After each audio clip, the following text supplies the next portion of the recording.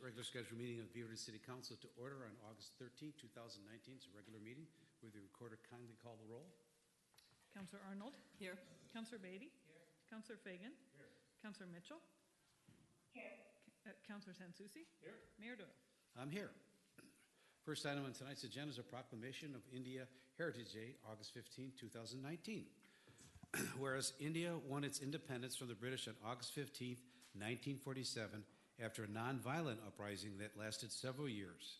India and the people of Indian origin all over the world celebrate August 15th as Independence Day. The day is celebrated by paying tribute to the freedom fighters and national leaders whose sacrifice and war efforts won India its independence. And whereas India Independence Day celebrations across the world bring together communities with roots and connections to India and its people, culture, heritage, economy, and land. Communities gather to remember their leaders and celebrate the country's rich culture, traditions, languages, arts, and food. And whereas over the last several decades, people of Indian origin have migrated and settled in the Pacific Northwest and in Beaverton, making it their home away from home. They have contributed to the local economy and cultural vibrancy of the region, successfully integrating themselves into already very diverse communities. From these families, the next generation of Beavertonians were born, raised, and succeeded in their academic and professional pursuits, and now I pride and joy to this community. And whereas Beaverton strives to be a welcoming place where individuals, families, and institutions thrive, and the contributions of all are celebrated and valued, and whereas this year marks the 73rd annual celebration of independence for India, now therefore I, Danny Doyle, Mayor of the City of Beaverton, Oregon, do hereby proclaim August 15th, 2019 as India Heritage Day in the City of Beaverton, and invite all members of the Beaverton community to acknowledge, cherish, and appreciate the local Indian community and their contributions. Jason, I'd like to come up there and I'll present you the proclamation, then it's yours. I'll come down. Come on.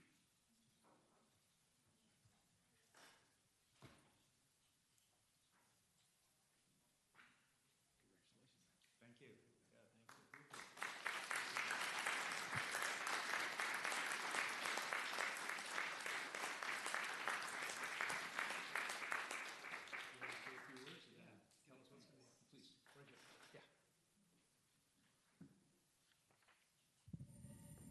So we want to thank the Mayor and the Beaverton Council for declaring this month as India's Heritage Day.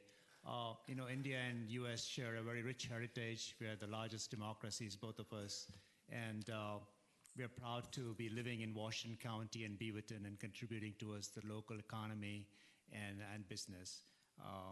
We had a very successful event here on Sunday where we celebrate India's Independence Day. And what I really want to talk about is the culture part. We bring a lot of diversity to the Oregonians by celebrating this event every year. And our kids that are growing up here, the second generation, carry the same cultural traits that our parents had in India. And what I heard on Sunday from the Consul General of India was that the variety of the program and the cultural heritage that our kids were dancing at the show was equal or better than what he had seen in India. So that gave me a good feeling that we are passing on the culture every year through our kids. So again, we want to thank you guys for giving us this opportunity.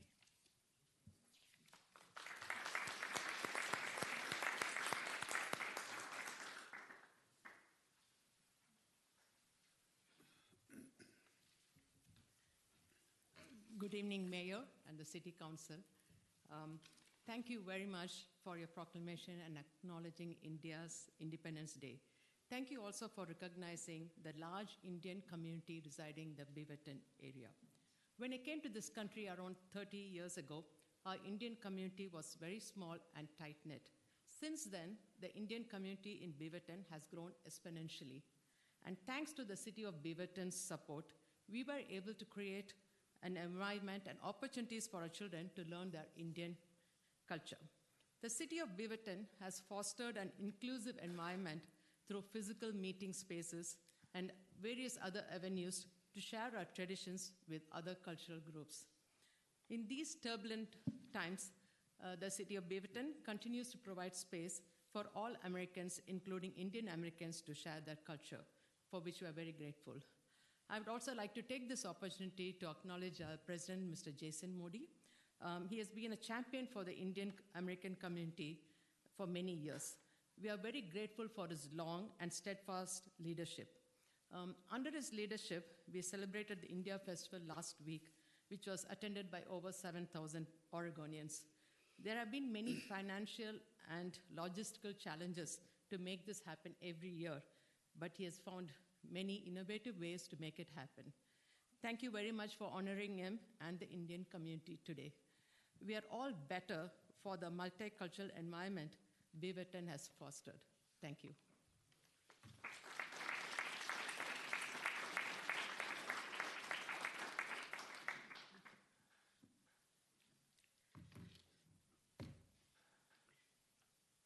So on behalf of the various Indian communities, I want to thank the Honorable Mayor, the City Council, and the City of Beaverton for recognizing and this gesture of proclamation of the Day of India's Independence on August 15th as the India Heritage Day. To my mind, this signifies the acknowledgement and recognition of the contribution of the Indian American community here in metropolitan Portland and Beaverton. And the history tells us that no other nation in the world has come close to welcoming its immigrants as much as the United States of America. I just happened to be in Ellis Island just this last week and was amazed at the tribute to the immigrants and to the monuments, at the monuments in the museum that's over there, and was overwhelmed by it. And just 2 days ago, as many of you have heard, we saw the celebration of India Day at Portland Pioneer Courthouse Square, where 2,000 years of Indian culture and history were offered in a capsule in a day for all to devour. And many of us who have been here for the past several years, and 30 plus years, as Kailash mentioned, we have not only felt the warm embrace that has seen our culture flourish and enrich the local experience here, and we also seen the colorful art, tradition, customs, philosophy of an ancient culture also spread to the new world. For these opportunities, we are immensely thankful.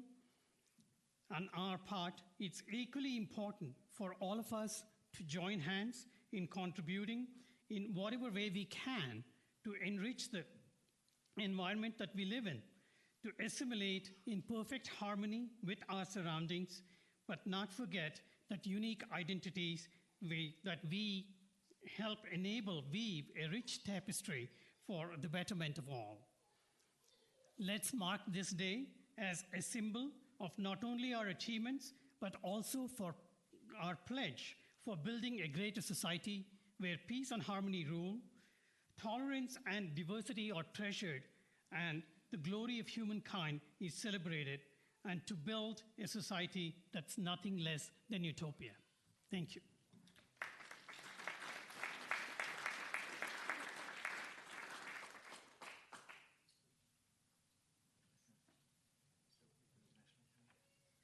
We'll be singing the U.S. National Anthem and the Indian National Anthem now. Yes, we'll do it right.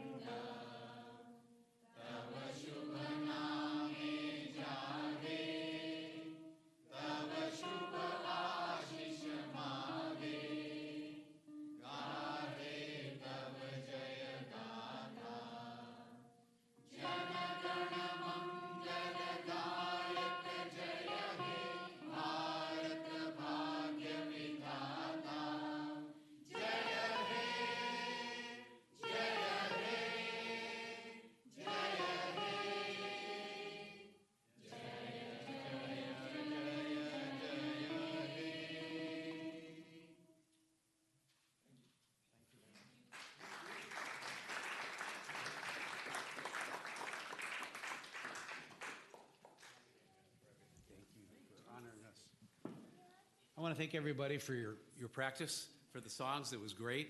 And thank you for honoring the city of Beaverton and our council with your presence here tonight, reminding us how important freedom is for so many people and reminding us what America is all about. So thank you very much. Okay.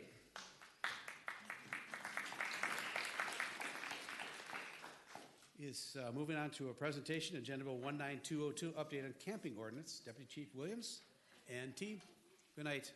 Thank you. Have a pleasant evening. Thank you.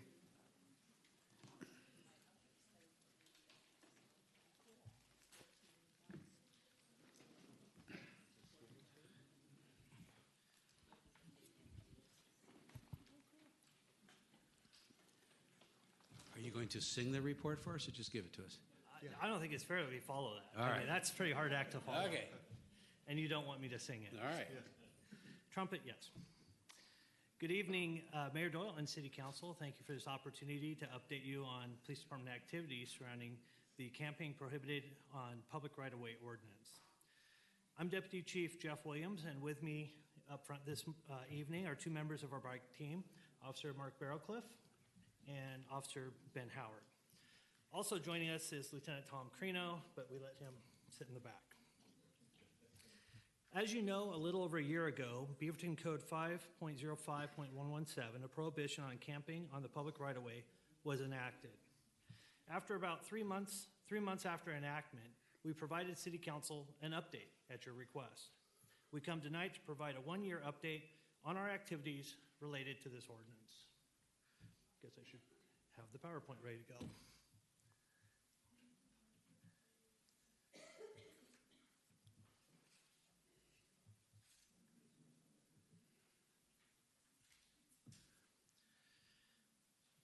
So to try and not be too confusing, we are including statistics from a 12-month period since the enactment until 12 months after. And the numbers you see include the first 3 months. During this time, the bike team made 38 contacts. That's not to be confused with 38 individuals. That's 38 individual contacts, of which each contact may have been comprised of multiple people or an individual. In some cases, in 3 situations, these were families with children, 4 were adult couples, and 31 were single adults with no children. As a result of those 38 contacts, in every circumstance, as directed by the ordinance and our internal department policy, individuals were offered services to complement our response to whatever the situation might be. 25 declined any services, 10 said they would accept services but didn't necessarily follow through, and 3 accepted resources transitioned to stable housing. Additionally, 11 72-hour notices were issued as required by ordinance. 2 individuals received 7 of those. We issued 5 citations, and the same 2 individuals were the only people cited. All but 1 was dismissed as a result of compliance. So there were circumstances where we would issue a citation, but between the time of the issuance of the citation and any court proceeding, the person ended up complying with the statute. There was 1 case over the last year that was prosecuted, but it was only prosecuted following the repeat offering of services. In this particular case, we provided gasoline and auto parts and several warnings at multiple locations. Even despite the 1 case that was prosecuted, we impounded 0 vehicles over the course of 12 months. And we're more than happy to answer any questions you might have about our activities related to this ordinance over the last 12 months. Questions, Council? Councilor Stetson? Oh, sure, Laura, go ahead. Did the 25 week decline services, did they indicate why? I'll turn that over to the officers that are doing the actual work. Did the 25 offer questions why they didn't accept resources, or offer reasons why they didn't accept resources? Is that correct? Yes. And some did, and I don't know on some. It's like the doors here, we've offered, we've had business cards of business they'll hire. It's like they'll hire you right now, show up, and they just didn't show up. So is it just self-esteem, lack of motivation, drug use? I think it's a combination of everything. So on something you don't know. I'll speak to that in a little more general terms, that a lot of times the complexity of issues surrounding housing instability, it's difficult to put for this exact one single reason a person didn't go get resources. A lot of times it's a combination of a number of things. And that just adds to complexity of, whether it's intent to not do it or there's other circumstances beyond a person's control, transportation issues. It's very complicated and it's unique unto each situation. Okay, thank you. Thanks, Laura. Councilor Sansucci. So one of the things that strikes me is that when we first had a report after about 3 months, there were a number of contacts that had been made in a number of circumstances. The numbers haven't gone up substantially. Would it be fair to say that there are fewer people spending time trying to sleep on the streets, probably as a result of the fact of word getting out about the ordinance and about the police engagement with people? I think there's fewer people camping in their vehicles and remaining in one spot for a long period of time. I think just much fewer of that. That's gone way down. There still are people here and there that are camping, but they are moving quickly from location to location to where we never even get involved. Right.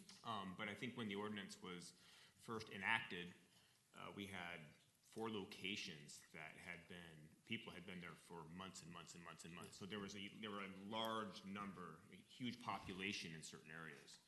And so that's why we saw the large numbers at first. And that's one of the reasons why we saw large numbers at first.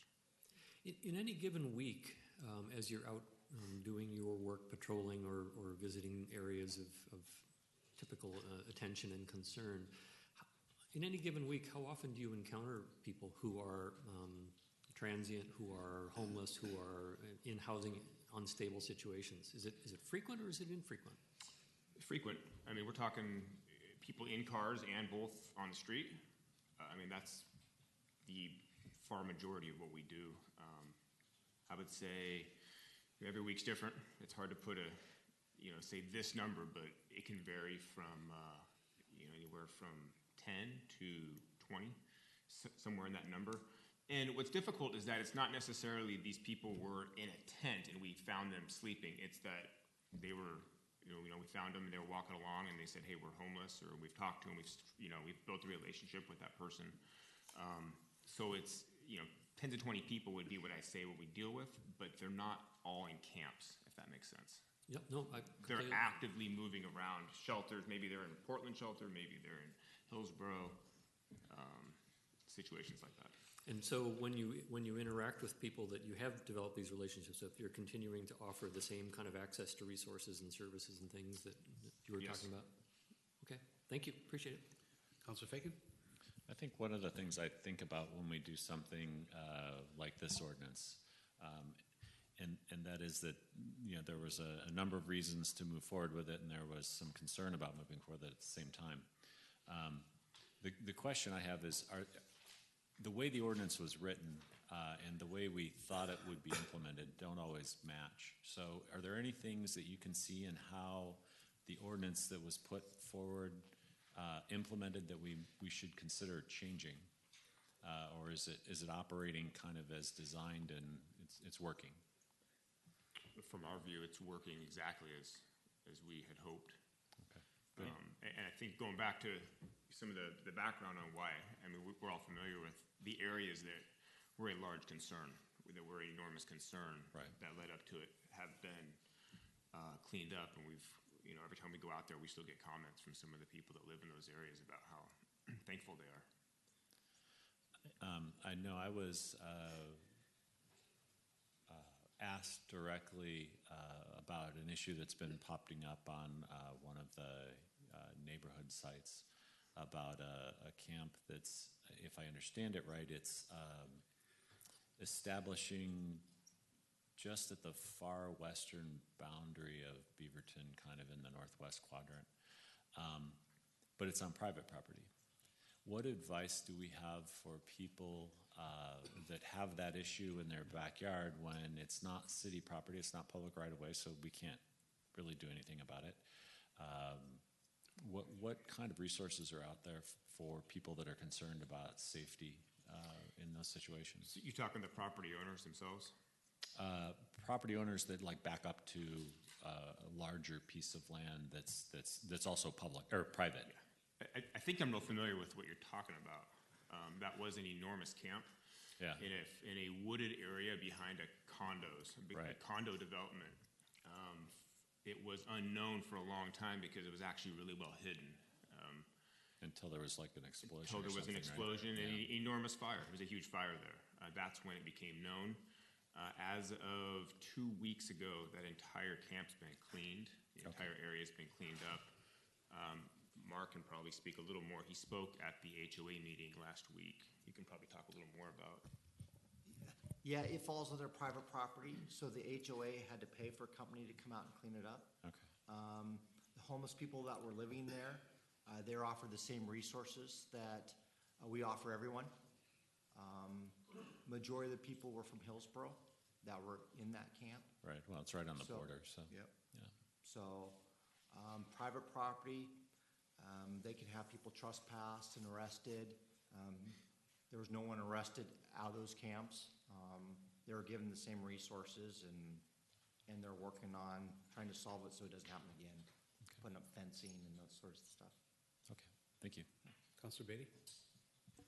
I think, one of our original intents was to give you guys like a tool in the toolbox to kind of get going and address the major issues like what we saw on 5th and Western, but also give, and me personally, what I wanted was the ability for people, if they had to move around in some of those cases. How many people do you think, or do you have a sense of how many people are like staying here for a day, moving down to Till Boulevard, moving up? Do you have a sense of maybe how many people are kind of in that situation? That's tough because a lot of times we don't even see them because they move so fast. We only respond typically to where we get a complaint. We're not out seeking it. Right. That's just not what we're doing right now. So it's difficult to answer. I know that we're aware of maybe 6, 7 people that we know they're moving around. We know they're actively working to get themselves into a better situation. We know it takes time to do that. And as long as they're doing that, we're okay with that. Right. And they're not leaving a mess and Not popping at to all. the next spot. They're being a little bit self-sufficient. Not at all. There's approximately 6 that I can think of. And I'm sure there's more. Like I said, we're not aware of them. I mean, I want to live in a community where that can be a thing and you can be respectful and move around and do things. And I think the intent of the ordinance wasn't to address that population. So I'm happy to hear that. The other thing I had a question about is I remember a few months ago, Mr. Mayor, we signed the MOU with Metro over cleaning up sites and they're being issued money. Was that only for public property? Like, why wasn't that kind of cleanup money issued in this incident in North Bethany, or was it because it was out of the city limits? Private property, well. So is there any, do we need to look at some kind of fund to help private property owners that fall victim to something like this that's a little bit out of their control, so HOAs aren't bearing this entire fee if something happens? Like, I do worry about that piece as well. That's up to you guys. Well, I mean, I guess I'm asking, is there a sense of, is there a lot of this? We get camps that are $500 to clean up all the way up to $20,000. Yeah. So it just depends. Could you, if possible, in your next update with council, keep an idea of like how many camp cleanups are going on private property that HOAs are having to absorb? Because a $20,000 fee in some residents would be big. That's a lot. And so if we have this money from Metro that is designed to help cities bring our costs down, do we need to look and ask Metro or come up with a fund or county partners for a fund for private businesses? I know that's a council decision, but I would like to have a little bit of data on that. Yeah, that'd be a good idea. Others? Okay, well, thank you. I know you've done it with a very gentle hand, and I know all the council and actually the citizens here that were putting up with the problem appreciate the way you've approached it. And it's very, very professional, and we're tickled that that's the tax you're using. And if you need more help from us, let us know. Thank you very much. Thank you, Council. Can I just ask, did you have to turn your body cameras on for tonight's meeting? Exactly. Yeah, all right. For what? Yeah. We'll watch at 11 o'clock. Okay.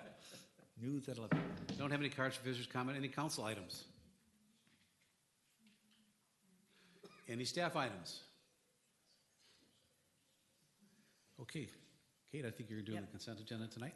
Yeah, I move that the consent agenda be approved as follows. The minutes of the regular meetings of June 4th and June 11, 2019, and agenda bills 19203, the liquor license, greater privilege at the Garages Satellite Pub, 19204, resolution number 4597, acceptance of grant award from the Metropolitan Area Communications Commission, and authorize appropriations through a special purpose grant budget adjustment resolution. Agenda Bill 19205, an order affirming the Planning Commission's decision to approve DR 2018-0128 Lifetime Fitness Beaverton with conditions, thereby denying APP 2019-0002. Agenda Bill 19206, authorizing the mayor to sign a memorandum of agreement with the Beaverton School District in Washington County to issue youth access cards to Beaverton School District students. Agenda Bill 19207, authorizing the mayor to accept a deed from the Beaverton Urban Redevelopment Agency for Lot 2 at the Round. Agenda Bill 19208, adoption of the Beaverton Sewer System Master Plan Update 2019, and acting as the Contract Review Board. Agenda Bill 19209, Public Safety Center Project, Dispatchable Standby Generator, DSG Contract Acceptance for Portland General Electric, PGE. 19210, Public Safety Center Project, Microgrid Contract Acceptance. 19211, approval to include the east side of Western Avenue in CIP 3328. 19212, contract award for construction of the Denny Road Shared Use Path, Fano Creek Trailhead to King Boulevard project, CIP 3410, and 141st and Milliken Way Storm Conveyance and Water Quality Retrofit project, CIP 8119.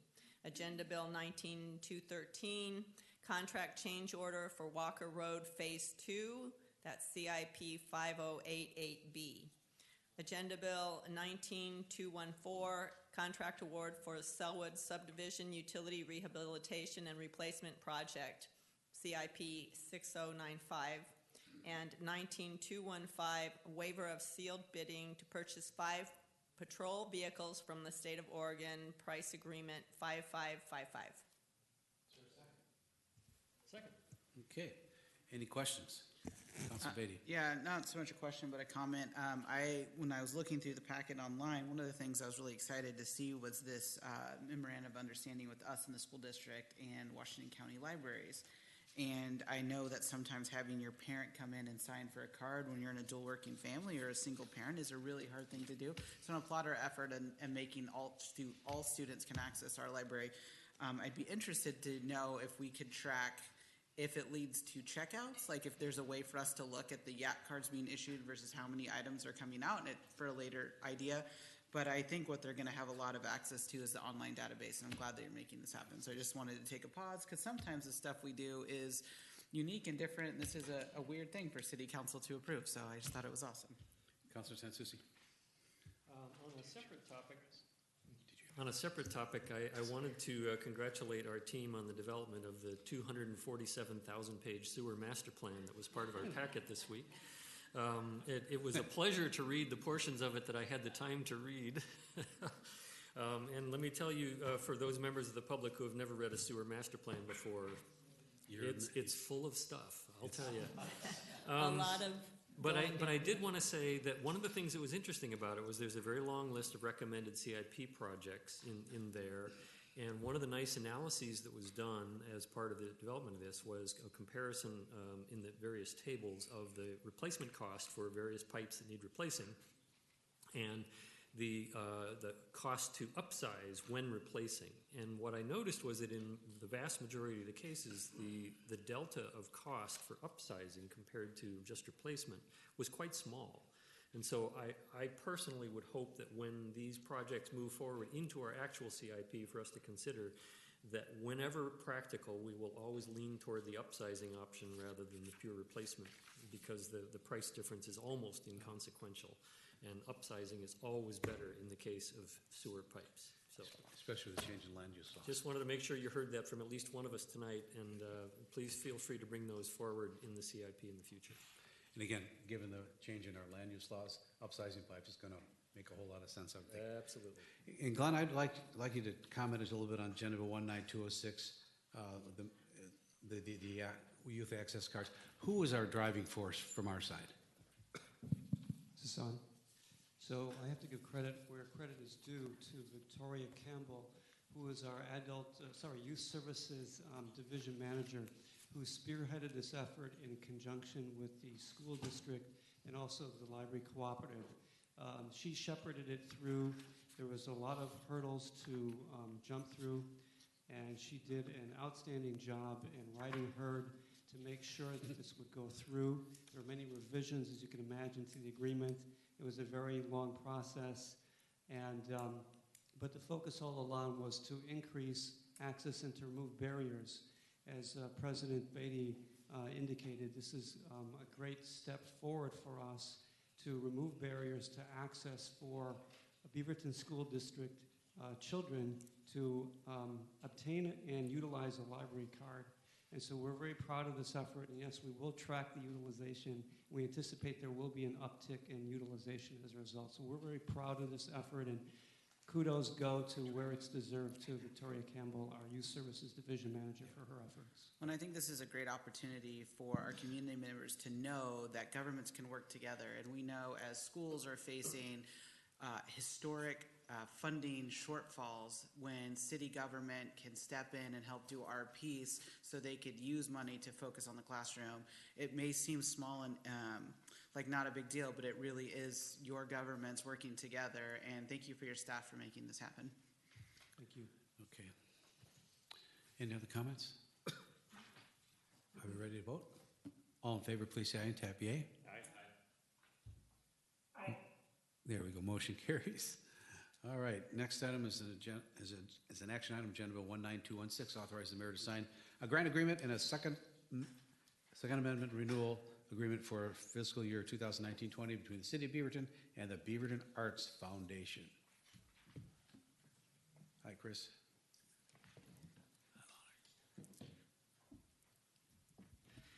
Good evening, Mayor and Council. Chris Azukian, General Manager of the Future Patricia Research Center for the Arts. I wanted to offer a few introductory remarks and context for everyone regarding this agreement with the Beaverton Arts Foundation before I turn it over to Lonnie Faith. This public-private agreement entails running the capital fundraising campaign to construct the Patricia Research Center for the Arts via the Beaverton Arts Foundation, which is a board who has been committed to the vision of building the center for many years now. The decision to run this campaign via the foundation was made in 2017 with your approval and based on best practices and recommendations by experienced fundraisers, not only Lonnie here to my right, but Diana Smiley, who had previously consulted the city on fundraising feasibility for this project. The expenses for the agreement sit in the city's lodging tax fund, and it's important that public funds, of course, and interests are protected in this scenario. I want to assure you that we take that very seriously, and there are checks in place to protect the city's interest. I serve as ex officio member of that foundation board as part of this agreement. I oversee Lonnie's work at the city, and Lonnie serves as the executive director of the foundation. We are a team in leading this project in close coordination about literally every aspect of the campaign and the center. And it's critical that we stay in sync so that the vision for the future is clear and expectations for the foundation and donors are managed as we bring them closer to the center. Payments from the city to the foundation are made quarterly, and we have metrics in place to monitor performance and progress. All of the funds are being used for capital campaign purposes only, and Lonnie will speak more about that. The funding is temporary and will wind down as operations for the center ramp up. Year two of the campaign this past year was a turning point for the campaign, and I'm encouraged by the work that Lonnie has done, Foundation has done, and the tireless leadership of Pat Reeser as board chair, the board of directors, of course, and the campaign cabinet. I, like you, have witnessed the encouraging progress around the building of the family for the center, with personal gifts of support, coming at all levels from members of our Beaverton community, Washington County, and the entire metro region. There is real regional support for this center. Building on the private sector support in the next fiscal year will be critical for sustaining the center long term. There will always be a need for private funding at the center in addition to the lodging tax and earned revenue. A need for a group of committed leaders who support not only by advocacy and attendance, but by philanthropy. So this agreement invests in that future. And on that note, I'll turn it over to Lonnie. Well, good evening, Mayor and councilors. Thank you for the opportunity to update you on the progress of the capital campaign for the Patricia Research Center for the Arts, and to request that you authorize the mayor to sign the renewal to the grant agreement for 2019-20. As Chris mentioned, this grant agreement represents a unique public-private partnership positioning the Beaverton Arts Foundation as the nonprofit partner, leading the campaign and raising nearly 1/3 of the total funding towards the project costs. I appreciate the significance of this moment to report and reflect on our progress this past year for this transformational project and highlight some of the major milestones along the way. Tonight, let's start here with our fundraising progress towards the goal for the private funding of the $11.1 million. Just 1 year ago, when I came before you last July, we had just held our press event to announce the name of our lead donor, Patricia, or Pat Reeser, that we had raised $1.5 million. I was so excited to report that we were 80% of the way there. Well, what a difference a year makes, right? I am pleased to share tonight that 12 months later, we are at $7,600,000 raised from over 300 donors, which brings us to 93% of the total goal of $46 million. Those numbers not only indicate success in reaching the majority funding that, as we indicated, we would do by summer of 2019, but I think it's also significant from whom and from where these funds were raised. We break down the private dollars raised in these three categories: foundations, individuals, and businesses.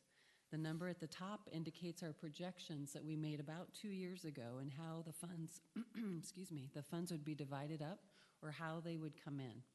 They were our best guesses with what we knew to be true in the moment. And I think it's interesting to note that to date, the actual funding that we've secured has followed quite true to those earlier projections. So far, we've raised 3.95 from foundations, 2.5 from individuals, and 1.2 from businesses, for a total of 7.6 million. And the gifts range in size from our most recent gift of 1.5 million from the state of Oregon lottery funds through our work with the Cultural Advocacy Coalition, and the 1 million pledged from both the Schnitzer's Care Foundation and the Bee Gees, Gino and Lindy of Beaverton Foods. That's one end of the spectrum. And then at the other end, we recently met a lovely 8-year-old young lady who, after hearing about the center at the Beaverton Farmers Market just a couple weeks ago, she wanted to help. So she reached into her Hello Kitty purse and she presented our team with 2 $1 bills because she has a dream to be able to dance on that stage one day. And this young lady deeply impacted all of us, but in particular Pat, who's not only a lead donor, but an educator. And I just have to share the thank you note that Pat wrote personally to, let's call her Sally. Dear Sally, I understand that you have a dream to dance on the stage with PRCA. Having a dream is so important. You see, I also had a dream that having a Center for the Arts in Beaverton would encourage many, many people to enjoy the arts, and now it's going to happen. Thank you for acting on your dream and donating to the project. Your special gift was from the heart. I look forward to welcoming you to the Patricia Research Center for the Arts. Fondly, Pat Reeser. I'm already tear-eyed. With just these 4 examples that I shared, it paints a picture, I think, for you of the wide variance in age, location, motivation, and the philanthropic history so far that we've seen in this project. One of the common themes that we've heard repeatedly this past year is around the number of stretch gifts, the gifts that are larger than any other philanthropic contributions made to date by a donor. Regardless of the actual size of the gift, those people are eager and want to see this project through to a successful and timely completion. And it's truly humbling to hear, not just once or twice, but multiple times over the course of the last 18 months. In addition to the dollars we've already secured that I've shared with you, we also have a little over $10 million out in current asks right now with donors that we're continuing to cultivate for the project.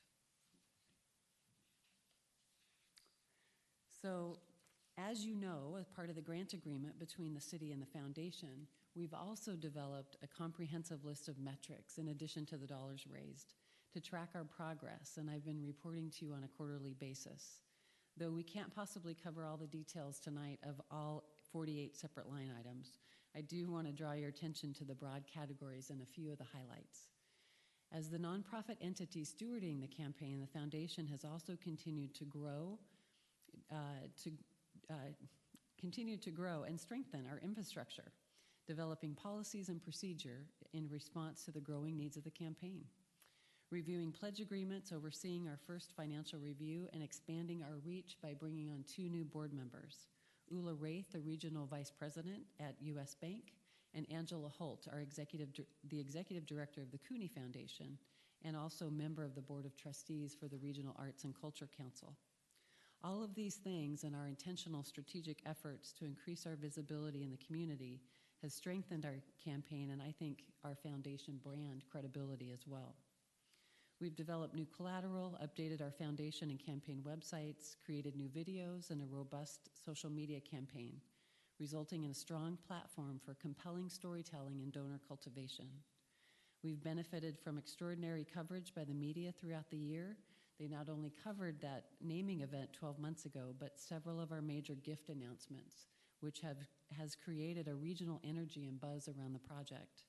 Friends and partners outside of this community are also rooting for our success. But all of our efforts during the season of the campaign are in support of our primary task, and that's donor cultivation. We've added over 2,000 additional names to the database this year. We've submitted 24 grant applications, double our goal of 12. We've held several donor cultivation events and prospecting sessions, and were awarded that $1.5 million grant from the state of Oregon, which I think signals the importance of the project not only to the city of Beaverton and Washington County, but also to the entire state. Our campaign cabinet volunteers are active leaders with their own one-on-one donor cultivation as well as hosting targeted events that have helped people feel more connected to the project and their ability to be engaged. We increased our numbers on the cabinet this year by 6 for a total of 12 members who are also proud to be recognized as lead donors. And our professional staff has come together quickly to accomplish a huge task. They're uniquely poised for the opportunities and ready to respond to the challenges that come with this project each and every day. We added one new member to the team this year, Jenna Watanabe, who serves as our campaign community engagement manager. We're grateful also for the outside consultants and contractors that round out our small team with their outside expertise that allows us to focus on that one big thing, leading a successful campaign. So where does that bring us now? We've talked a lot about there being a place for everyone in this campaign and the importance or the need to concentrate in the first 18 months in the quiet phase, working behind the scenes with prospective major donors and lift gift donors who were able to make gifts at or above $100,000 or more, one conversation at a time. That work, or should I say that opportunity to work with major donors, is never done and will continue to be engaged in that way, even as we move towards the community phase, where we shift the focus to opening up the pathways for more broad-based public support. So even though we're connecting with more people in this phase, it often takes more work to raise that last 10%. And the risk of hitting a plateau are still real, so we can't afford to pull back at any level. However, as we get closer to being able to break ground, there's never been a more exciting time to seize the momentum. Our energy is high as we begin a soft launch of the community campaign. Because this project has always been public, you have likely noticed that we're calling this new phase the community campaign instead of the public phase. And in this phase, we're focused on 4 priorities: broad-based fundraising, activating supporters, reaching the uninformed, and spreading awareness and excitement. In this next year, we'll be moving more outward facing this year, to be more outward facing this next year, and encouraging volunteer engagement. Choosing high visibility opportunities to share more about the center, smaller house parties focused on raising dollars and awareness, service clubs and the farmers market. In fact, just this past weekend, we were a sponsor and held a booth open at the Art Center, or for the Art Center, at the first annual Chalk Art Festival, which was great. We had the invaluable opportunity to make community connections, have some great conversations, and support the local art scene. We will be asking people this next year to imagine with us this once-in-a-generation opportunity to co-create a lively artistic hub in the center of the city. We'll invite them to consider how they can participate in a meaningful way by investing and acting now. And I will end with acknowledging that we're in the final stretch. Lots of eyes are on the fundraising and the project timeline. I will continue to keep you up to date and happy to answer questions at any point, but I appreciate the chance to update you tonight in particular and share these highlights and ask you now to act now by renewing our grant agreement so we can continue our work together to get across the finish line efficiently and effectively. Councilor Fagan. Excuse me. So I have to thank you for one thing in particular. I think it was probably a year ago or maybe a little bit more than that where I said, you want to be giving us enough information that we say, oh, you again? So thank you for doing that. You've done an excellent job of keeping us informed of where you're at and what the prospects are and how it's going. And I think the progress is tremendous. So congratulations on that. And I know there's a long way to go still, and it can go slower or it could just go. Yes. So that's the interesting thing with fundraising.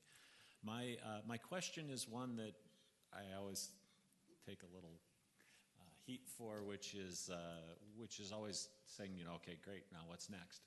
So the question is, how do we take all of the excitement and turn it to what I've been most, I think is one of the most valuable parts of the fundraising, which is the building of the endowment that's going to keep this place going for the next number of generations. How does that work? Is that part of your pitch already when you're talking to people to fund directly to that or to fund on a yearly basis? Great question. Right now, that our $11.1 million raise includes a 2.5 of the endowment. And it's been interesting. Everybody knows, or as we get to have in-depth conversations with prospective donors, they know that that goal includes both construction dollars and endowment dollars. To date, there has not been anyone in particular that has said, I want my donation specifically to go towards that. There may be in the future. That is still very much a hope that we are able to raise those endowment dollars because, as you've said, Councilor, that is a vision for the future for ongoing sustainability and funding. We will continue to talk about it and include that in our goal. So, is that answering? Yeah. Councilor Beatty. Thanks for coming, and I concur with Councilor Fagan that we're not sick of seeing you, so make sure you come back and keep giving us information because Absolutely. It's helpful. And I think, council, and particularly me, have been critical of the process because I do think that's my job, is to ask hard questions. And working for a major nonprofit, I have an inside track on how some of this stuff operates. I know one of the things that Virginia Garcia that we're really proud of is that we open the doors with no debt, and we're not straddling a future generation with the cost of that building.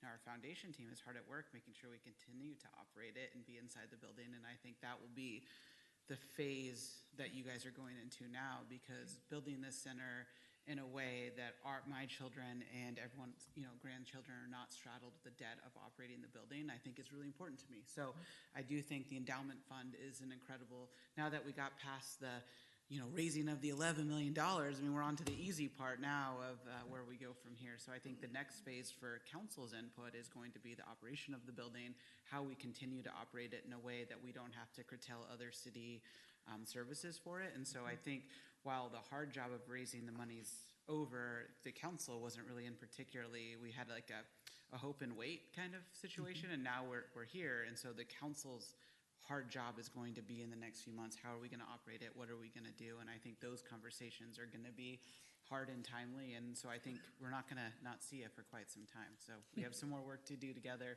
but this is a big moment of celebration in the work that you guys have done to raise the money to get where we are today. Thank you for that, and I'm deeply appreciative of your confidence and your words of encouragement of the success so far. I do want to make sure that I say we're not there yet. There is still 3.5 to raise, and so I want to make sure the community knows that there's still room for them and there's still opportunity to raise funds at every level, as there has been all the way along the way. I think one of the other important tasks for us as the foundation and part of the campaign team this next year is not only to get to that goal and to make sure that we get across that finish line well in construction, endowment dollars, whatever is needed, but to also begin to transition these campaign donors towards ongoing funding and ongoing support. As you know, this has been a campaign that we started from the ground up. There was not an active donor base already handed to us to cultivate. So it's been from the ground up, and we want to make sure that we take the good work that's already been done, the names that we've developed, the relationships that we've developed and in trust, and begin to transition that towards the future, because that's a very different process. Well, and I just had one more comment and thought for you, is that I know that major cultivation takes a very different skill than the phase you're going into now, because the phase you're going into now is hard, because we're going to be going and spending time with families where a $5,000 and $10,000 check is a major gift to that family. And I know the time that it's going to take to do that is just as much and as hard as asking for $1 million. And I think sometimes the reality of a gift that size to a family is really hard. So I know we've executed additional staff for this phase in part of this agreement and past agreements, and I think we all are aware of how hard this next $3 million to raise is going to be for you. So I don't want to underscore and take that away, because I do know it's time consuming, those individual coffee dates, meeting with families, and you know, we're going to have, I think, a lot of families step up, and those gift amounts might not seem very big compared to the total amount raised, but it's going to be just as valuable to that family.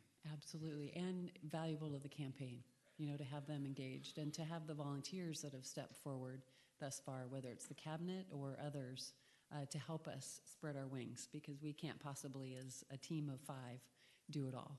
So, yeah, thank you. I don't know. I think you can. No, just kidding. Great. There you go. Great. I'm putting them to work already. Anything else? Thanks for the great update then. You're welcome. What's the pleasure of the council?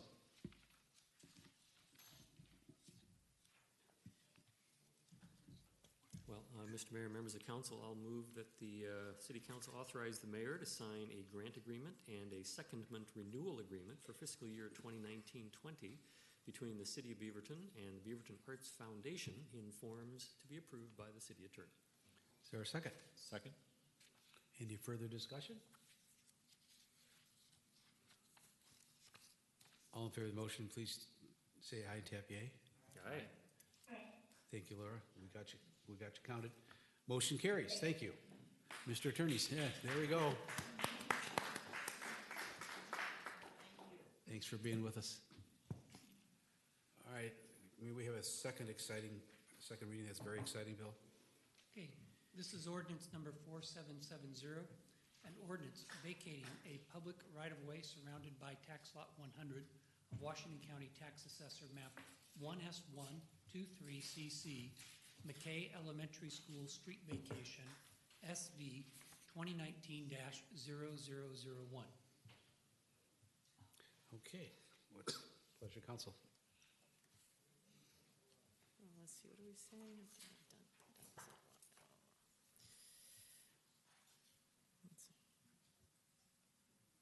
I move that the ordinance, I haven't done this in so long, for the second reading.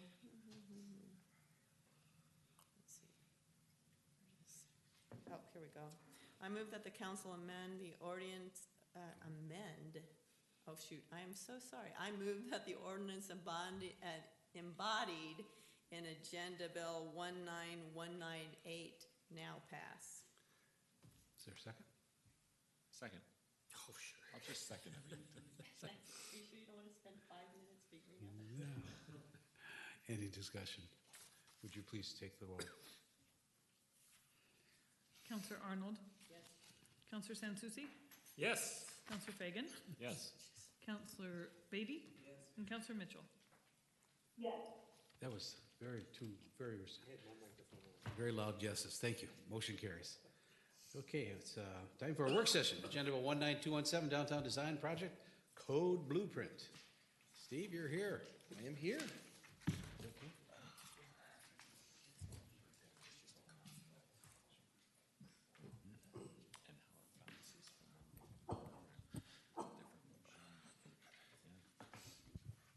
Good evening, everyone. Mayor Doyle, City Council, thank you for the opportunity to come and give an update for the Downtown Design Project. My name is Steve Regner, Senior Planner with the City of Beaverton. Last came to give you a presentation in February, and so we've been hard at work since then, so we're really excited to show where we have come so far and where we're headed in the future. So tonight I'll give a quick background of where we've been since the project started, dig into the draft development code blueprint, and then have a few questions and open discussion at the end, and love to hear your feedback of where we're headed so far. So the Downtown Design Project began in October 2017, really with the charge of creating a more vibrant downtown, one of the big goals coming out of the community vision. And the first step we took was a big public engagement process that resulted in the Urban Design Framework, which was a big document full of strategies and recommendations. But it really comes down to this one image that I love to show, this composite graphic of what the future of downtown can really be and how it can function as a guidebook for the future as we create new regulations, strategies, and other programs. There are three main elements to the Urban Design Framework. First is identifying where the character areas are. Where are areas that are active and functional now? Where are areas that we see opportunity for vibrancy in the future? But also looking at areas that are constrained as high transportation corridors and other issues. And how we can rethink what our streets are doing to be more pedestrian friendly and more bicycle friendly to really create that more walkable downtown that we've heard from the community is such a high priority. Finally, the Urban Design Framework provides recommendations on providing focus and identity. One of the big issues we've heard when we talk about the Downtown Design Project is, where is downtown? Where are the boundaries? And part of this is to provide focus and gateways to let people know when they've actually come into the downtown and they've entered a special place. So after the adoption of the Urban Design Framework by Council in October of 2018, we've moved on to phase 2, and really there's three main tasks that we've been kind of working on right now. The first task was looking at, in a more refined way, how we can make our streets in downtown work better for pedestrians and cyclists. The second element we've been working on is actually the development of new downtown development code, new land use regulations for the development of property in our downtown area. Those two elements are eventually going to combine into one product, and we're looking at the adoption of the development code in spring 2020.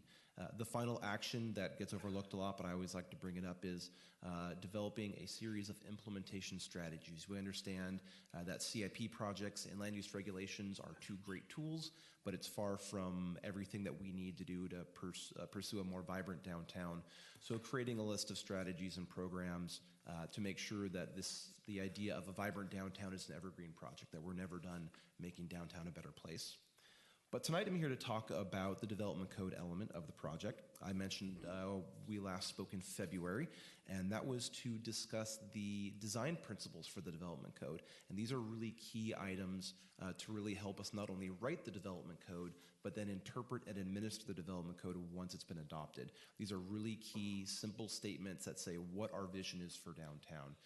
They are designing places for people, supporting an intensely developed mixed income, mixed use downtown, promoting high quality design, considering development context, providing safe and comfortable connectivity, preserving, enhancing, and engaging with nature, incorporating sustainability and resiliency, and integrating places to gather and spend time outdoors.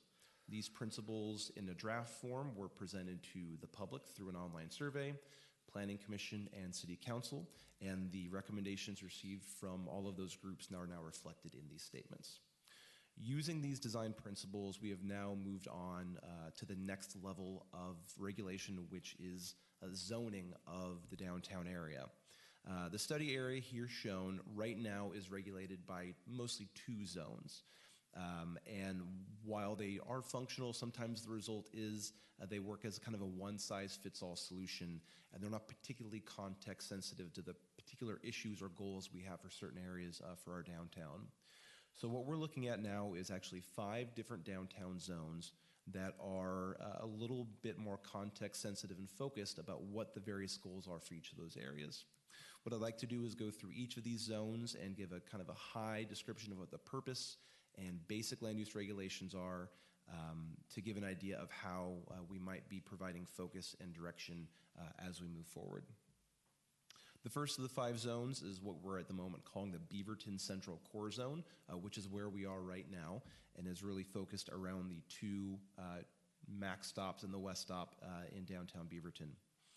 The purpose of this zone is to promote a pedestrian-oriented, high-density, mixed-use district around the max stations. And the idea is that the district will become a bustling activity center for businesses, residents, artists, and visitors while embracing downtown's creeks. The basic land use regulations we're looking at for these right now, first off, we're looking at what is the height that will be allowed in these zones. For this area right now, the zoning in place allows for 120 feet. That's about 10, 11 stories, depending on the uses and the building construction type. What we're proposing now is to maintain that 120-foot maximum, but we are exploring ways to provide guidance about how we would allow buildings to even go taller than that. If there were to be tall buildings taller than 120 feet, around the max stations is probably the place we'd want them to be located. So we're considering different design rules that could be in place to say, if the market can allow a building to be built above 120 feet, what design considerations do we want them to follow to make sure that we've got a product that the community is going to like?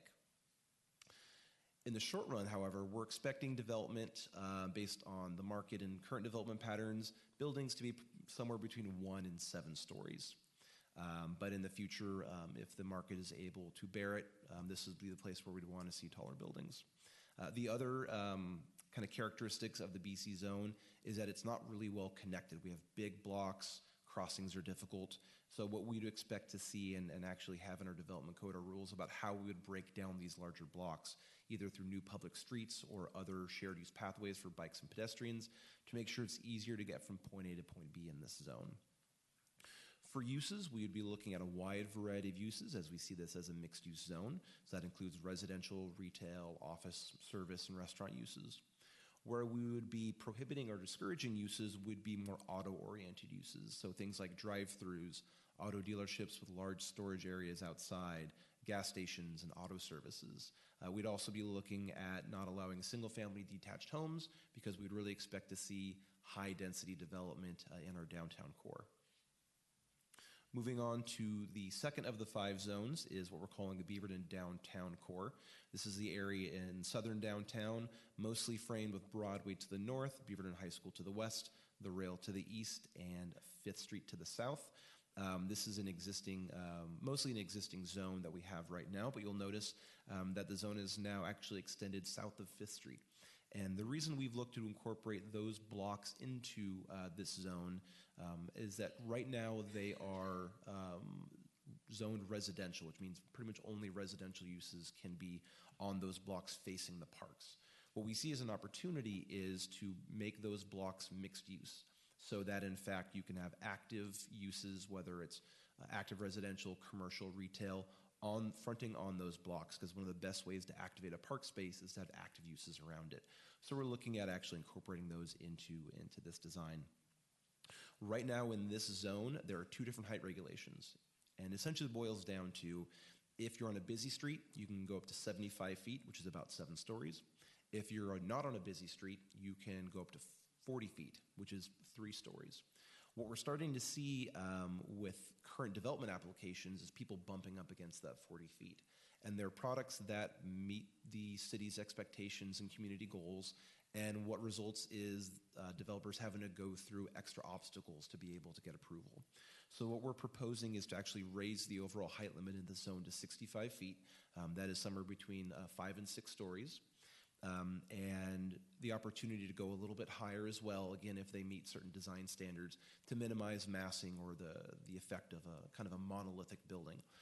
So we are looking at raising the entire height here and adding a little bit more flexibility as well. But again, in the meantime, we expect developments between 1 and 5 stories. While Old Town does have a pretty regular small block pattern, there are a few super blocks we would like to see connected, and so we would have some rules in place to encourage or require that as well moving forward. Similar to the BC zone, we see the allowed uses as being pretty wide in variety. Residential, retail, office, service, restaurant uses would be allowed. And similarly, we'd be looking to prohibit or discourage auto-oriented uses like gas stations, auto sales, auto service, to make sure that the uses in there are walkable, vibrant, and friendly for the kind of 18-hour mixed-use environment that we're looking to propose here. Third of the 5 zones is what we're calling the Cedar Hills zone. These are areas kind of to the west and north of the downtown area. These are areas that are characterized, again, as somewhat disconnected, big super blocks. But where this differs from Beaverton Central is that they have some pretty challenging barriers that might be hard to cross, including the rail line and the creek. So there's 2 big differences between the Cedar Hills zone and the BC zone to the southeast. First off, we would be looking to change the height maximum to 75 feet as opposed to 120. There's 2 really reasons behind that. One, we are in this project talking about focus. Where do we want to make sure the tallest buildings are? Probably around the max stops in the BC zone. But the 75-foot maximum does correspond to construction types. When you are building buildings like the Westgate apartments outside, you'll see 1 or 2 floors of concrete and then 4 to 5 stories of wood. The developments outside are shorthand we call 4/1 or 5/1. With that construction type, generally you'll see it go max at 5/2, so that's 2 stories of concrete and 5 stories of wood, around 75 feet. Once you change construction types, steel is the next type, and that is much more expensive, and so usually they want to go much taller to be able to recoup that lost 11, 12 stories generally. So right now we're proposing the Cedar Hill zone, have a 75-foot max height limit, really responding to that construction type.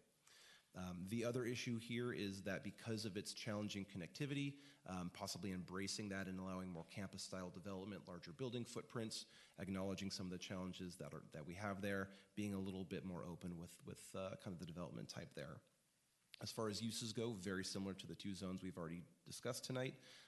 Wide variety of mixed uses, restaurant, retail, office, service, but again, discouraging or prohibiting auto sales, auto service, gas stations, to add to that vibrancy that we are seeking. The 4th of 5 zones is the downtown corridor zone. This generally follows the Western Canyon corridor from Hawken to Short. This area is typified not only by the state highway running through it, but generally smaller parcel sizes, more difficult to develop. So we are proposing a 65-foot maximum height limit. The smaller parcel sizes do make larger development more difficult, especially when you try and bring parking into it. So we're expecting to see more of 1 to 4 stories be constructed in this area. This is an area where we're exploring potential a little bit more nuance with the uses. Areas east of Rose BG, which is the blue dashed line on the map up there, we would again not be allowing auto-oriented uses. But west of Rose BG, kind of on the edge of downtown, we are considering maybe allowing some certain auto services like gas stations or auto service areas, understanding that hopefully one day a lot of people are going to be living in downtown and some of them will have cars, and we want to make sure that there is somewhat convenient access. So thinking to their auto services, so thinking about where the least impact could be, potentially this portion of the corridor zone could be that area. Finally, the last zone we are showing tonight in this proposal is what we're calling the downtown residential zone. This is the area kind of in the northeast corner, just north of the Beaverton Transit Center. This area right now is developed with 2 apartment complexes and an RV park. What we are proposing in this zone is to allow a height up to 60 feet. This is serving a few purposes. One, to the north across Center Street, there is mostly single-family home development. So the shorter height limit would function as a transition between the low-density development north of Center to what we hope to be high-density development at the Transit Center. The other element that we're looking at is limiting the uses to residential only. We see these residential developments as a really key opportunity for relatively affordable housing near the busiest transit stop in the MAX TriMet system. So making sure that these remain relatively high-density development for residents near TriMet stops is something that's really important to us. So we see that as a great opportunity to maintain that residential development there.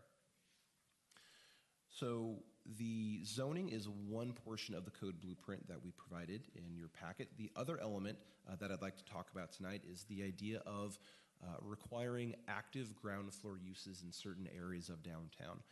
This is something that we do not do in our development code right now, but it gets to the idea of providing focus and direction of where we want the energy and vibrancy to be in downtown. What we've looked at is how do we identify what uses create the most foot traffic, and where do we want to require them to make sure that we can say this is where the active areas are and these are the active streets that we want to create.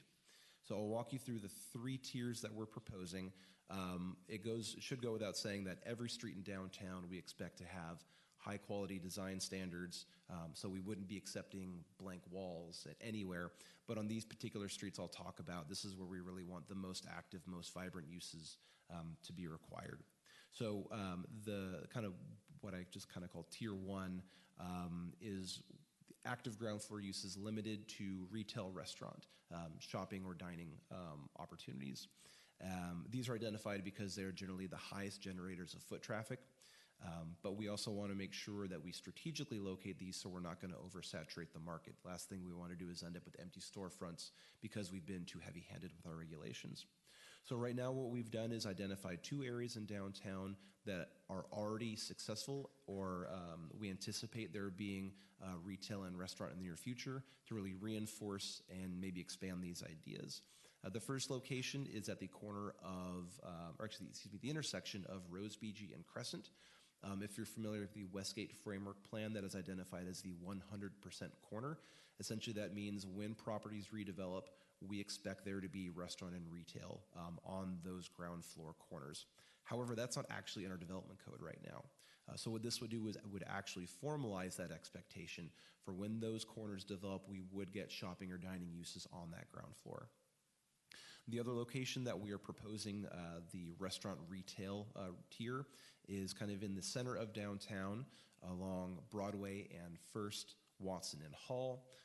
This reinforces the existing shopping and retail on Broadway as well as along Watson and First, where we have our restaurant row strategy, and extending it out to Hall and the other edge of First to really square off that center of downtown where we have that walkable, vibrant area with high foot traffic.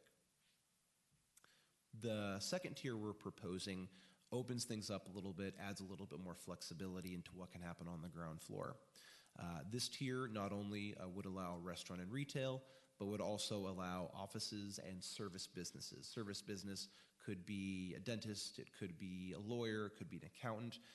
These would be areas that people would still go, would still be foot traffic, but allows for more flexibility to get tenants in there.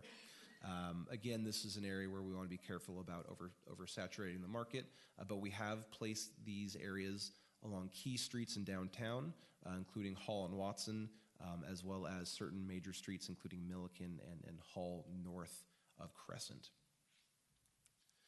The third tier that we have developed adds housing into the mix. So the first two uses, first two tiers I've described would not allow ground floor residential, but of course would allow it on the upper floors. What this tier would allow is actually active residential uses on the ground floor.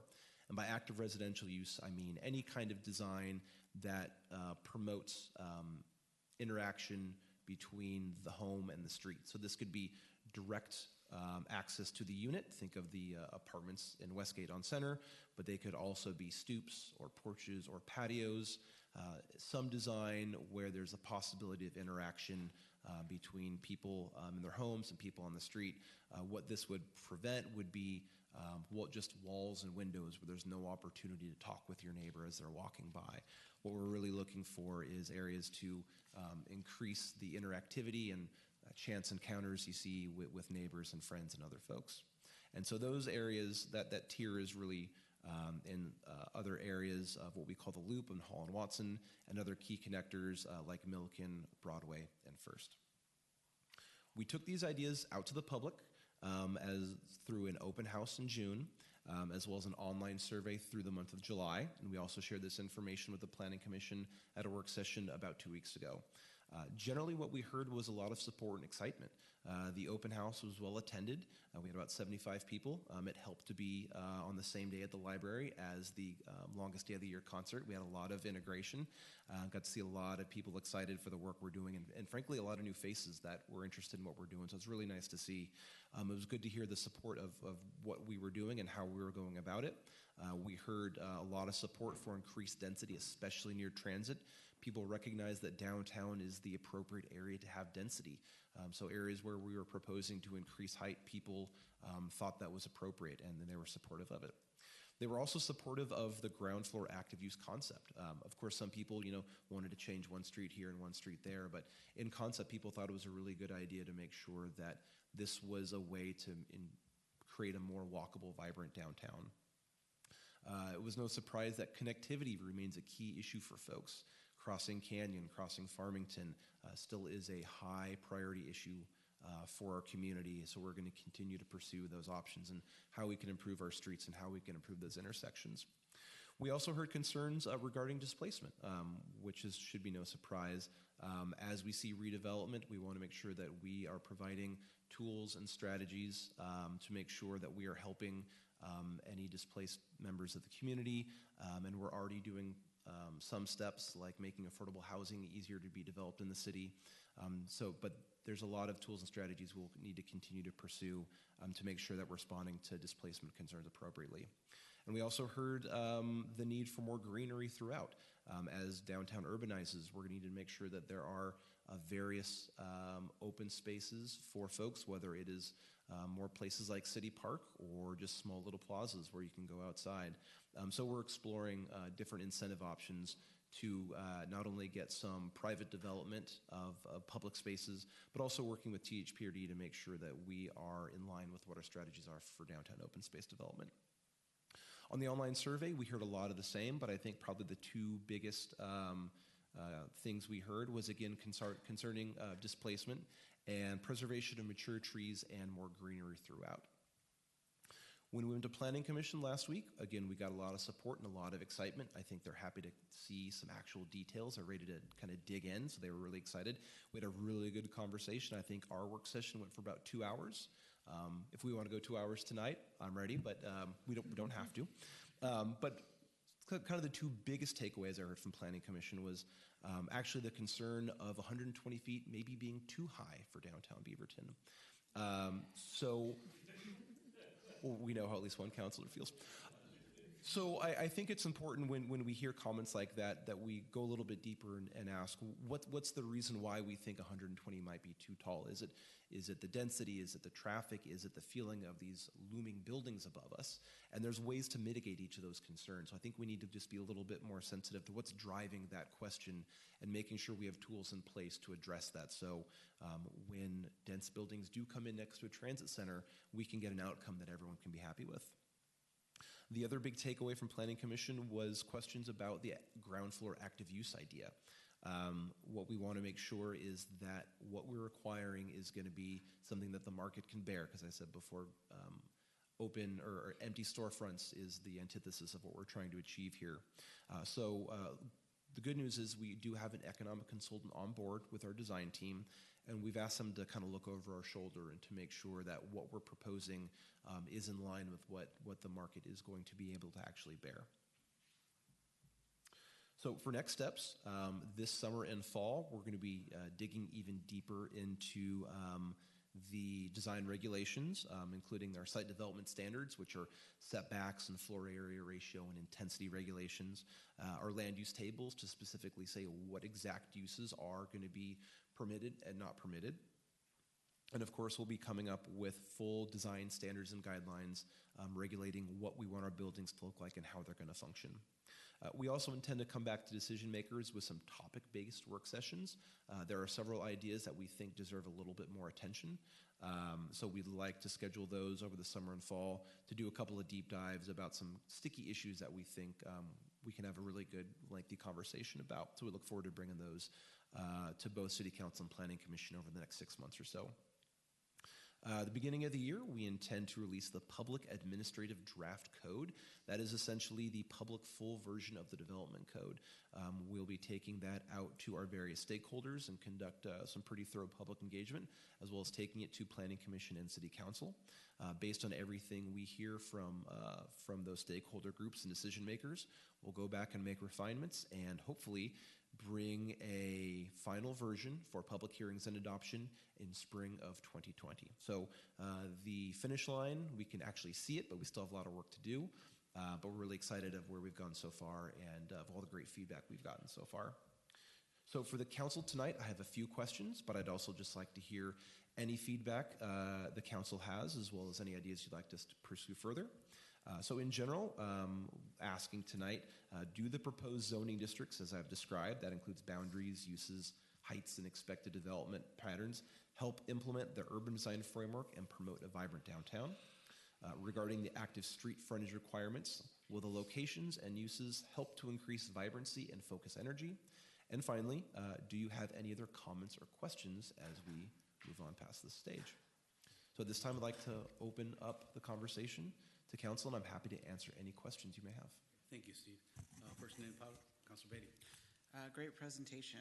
I think you went through some really detailed stuff that I know is months and months of gathering, and I know Councilor Fagan and I saw you at the Longest Day concert, and there's a lot of great community members in there. My daughter didn't like hanging out there, but that's okay. She'll agree in the future. It's not for everyone. I think by and large, I like a lot of what's happening here. I don't think that 120-foot buildings are too high. It's only going to look weird for the first one. So after that, it's just going to look normal. So first to market always seems a little strange, but after that, it'll look really good. My concern is around the downtown core, specifically around the auto-oriented uses. And so as we are putting more people, encouraging people to drive, most people's car insurance, which everyone is required to have, will tow you 10 miles. So do we need to have such focused care for your car in this area that we are trying to get people to activate and walk and be active transportation? I think a gas station, I don't know if this particular area that you've mapped out, I think is the right place for a gas station, as we're trying to get cars to move down Canyon and go expeditiously and travel, that we're going to put something like a gas station that's going to have stop and flow traffic. I also don't think we need to have auto shops in this particular zone. I think moving them out into further areas makes more sense to me. If our future goal is to have less people driving, we need to write the code that is going to create the future in which we want. And so I don't want our goals to be stunted by putting something in there now. And I know Councilor Sansucci always talks about the wicked storage units coming in, but in the tall tale of that, it's because past zoning was allowed to create that environment. If we allow it in now, we can't unallow it in the future. The other thing that I'm really concerned about, and Hillsborough is actually kind of going through this right now, is they've unintentionally created a lot of food deserts. They're putting all these people in 10, 20-foot buildings, and sure, we have restaurants, but you don't eat out 3 meals a day your entire life. And so really, if, I can think about from this area, especially in downtown, you do have New Seasons on one side, and you have Safeway on Murray and Allen, but that is a really far walk from it, like most of downtown with your groceries, and it's almost impossible. And Fred Meyer.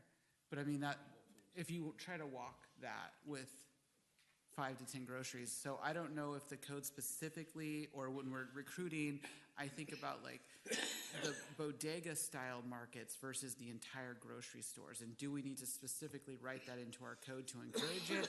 Is it something we just need our economic team out there doing? And when we're doing these ground floor retail, are we designing the space in a way that would want that kind of smaller grocery store in? Because if we want people living and working and not using as many cars, we need to make sure that those amenities are close by.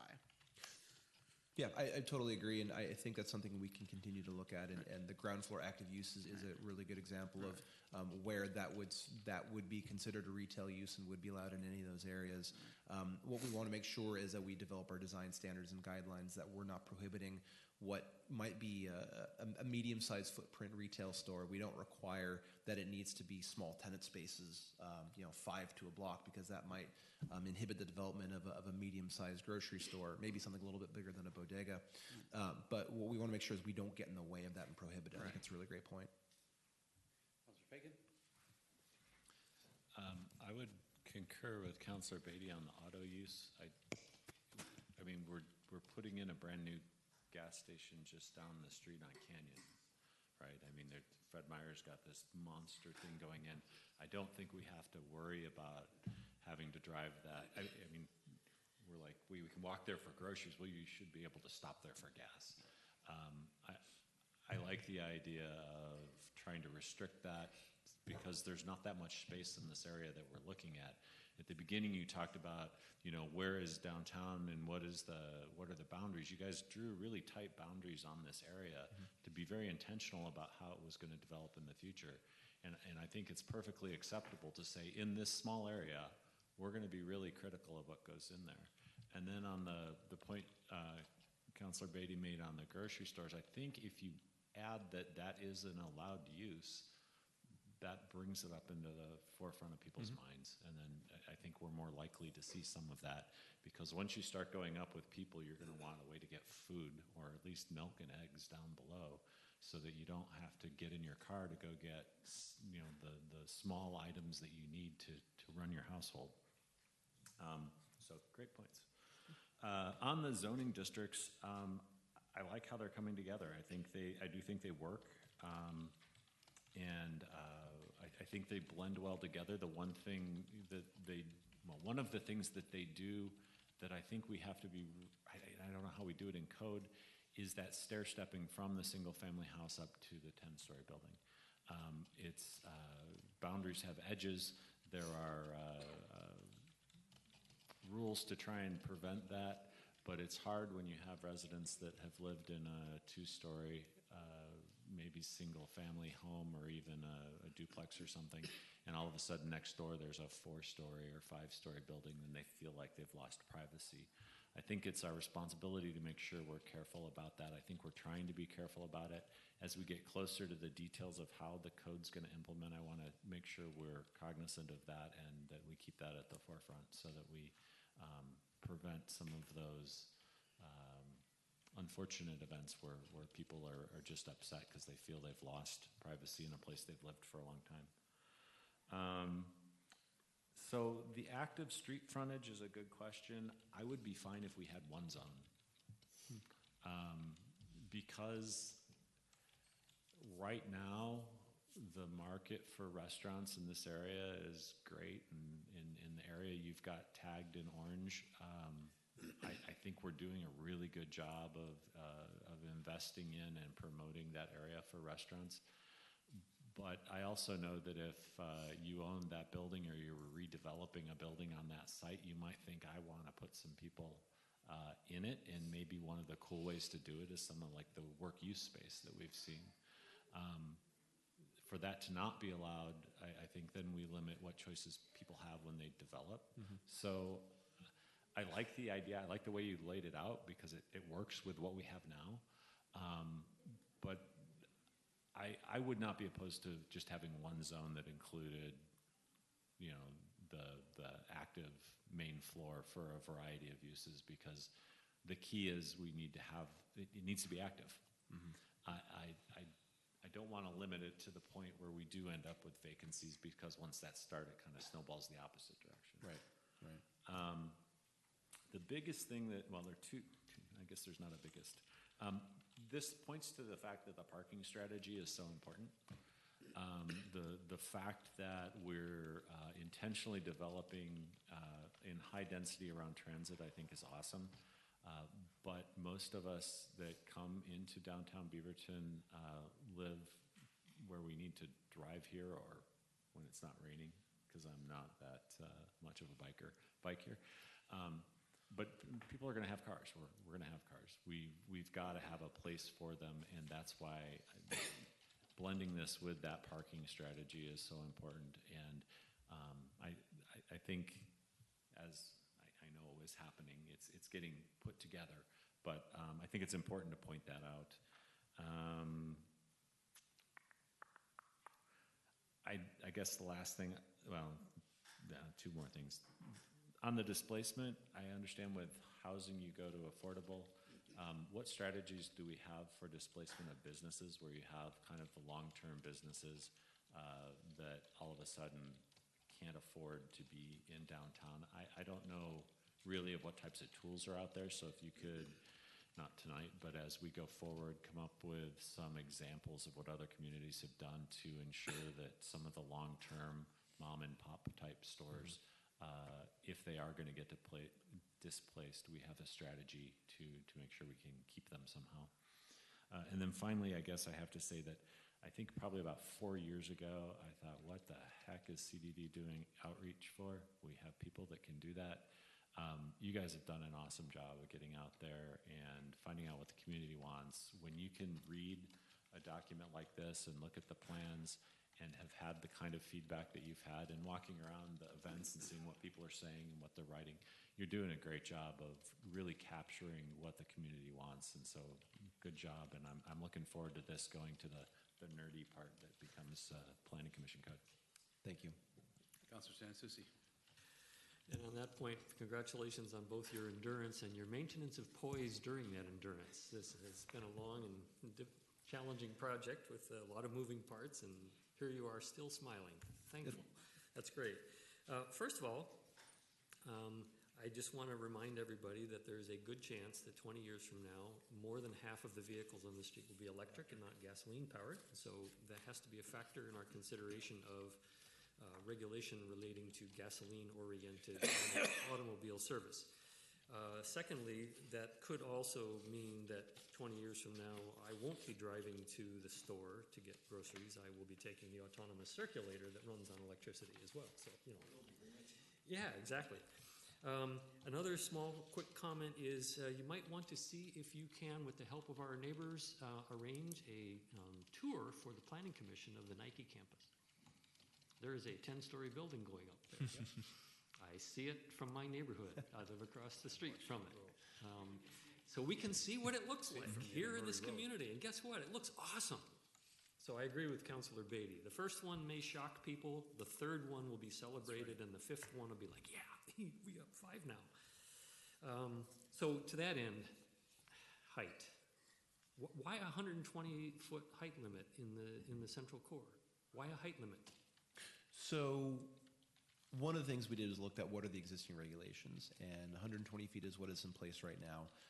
But the one thing we did to try and respond to how do we deal with it when someone wants to come and go above that, is actually put in those design rules to say, okay, you can go taller, but we're going to make sure that you're going to do certain strategies to make sure that it is not a monolithic looming tower, that it actually has some character, maybe has some massing step backs to minimize that effect. So we were using 120 feet as the starting point, but expecting to have rules in place and specific design guidance to allow people to go taller, because what we have right now is an adjustment or variance process, which talks about hardship and pretty vague. Yeah, we got to get away from that. They're tough, and they make developers very uncomfortable. The level of uncertainty. They make planning commissioners really uncomfortable too. It can be tough to administer. So by providing more direct design standards and say this is what we expect if you want to go taller, is going to provide some of that certainty, not only for the developer but for the community to know that if it goes above 120 feet, we're going to get X, Y, and Z out of it. Okay, and so I'll look at the code as it gets drafted, and we'll see how that works out. But that's great. That sentiment is what I'm looking for. Wonderful. The other one that I noticed with respect to height was that in the downtown residential area in the northeast corner of this, for some reason you chose 60 as opposed to the 65 for the Old Town area. Seems to me that whatever you might want to build in the Old Town area, you might also want to build up in that area, residentially oriented. So you may want to revisit whether that should be 65 feet, just like in the other place, and I think not it's have that artificial 60-foot limitation in an area that really is intended to have a lot of the same kind of building character, if not necessarily uses, as that place. Height was kind of the main thing that I was looking at. I wrote before we got here this evening and before I saw any of your notes, plazas and green spaces. So I concur with those who said that one of the things we need to always try to do is encourage small pockets of greenery, sitting places, tree, grass, like the famous Dawson Plaza area that we have yet to design. Those kinds of things I think are going to be important. A comment with respect to the active zones leads to my largest comment, which I'll get to in a second. But I think one of the things that we have to watch out for with the active zones is that if you permit retail, you got to be really careful about it, because there's always going to be mattress stores and nail salons that want to move into retail, and those are not necessarily the greatest activators of pedestrian traffic. And so the writing of the language for the uses for these things is going to be really subtle and careful. You have to be really careful. So we may still need more than one active zone type if we want to, have an area that's primarily restaurant and bar use sort of thing. Just because there are those other retail entities that just want to absorb space whenever possible. But that gets to something that really bugs me, and I'm sorry, this is my periodic rant on the subject. I look at these maps of your active zones, and I think you've picked some really great, careful thought about where these should be, but I notice that not a single one of them is on Canyon Road. You've abandoned Canyon Road. You've said Canyon Road cannot be an active use. We did a civic plan. We hired John Freganesi and his team to develop for us a gorgeous civic plan, a gorgeous plan for downtown Beaverton, a gorgeous plan for Canyon Road to become a lively, active, pedestrian-oriented place with wide sidewalks and outdoor seating and restaurants and landscaping up the wazoo, and we've given up on that. Thank you, Salem transportation engineer. Maybe we should cancel that project. Maybe we should put some thought into putting some of those active uses back onto Canyon Road and use that as part of our argument to go back and try and rejigger that project so that we can actually have those active uses on Canyon Road. NERA is in the process of developing one of those uses, fronting right at where the Ludeman's property is. We have opportunities. Let's do it. So two things I'll say to that. First is, of course, even if it's not on the active street, it still can be active uses. We're not prohibiting them. So if something naturally wants to occur on Canyon or Farmington, it certainly can. We're a little bit hesitant to have that requirement on such a difficult street. But point very well made about wanting to make sure that street actually functions well one day.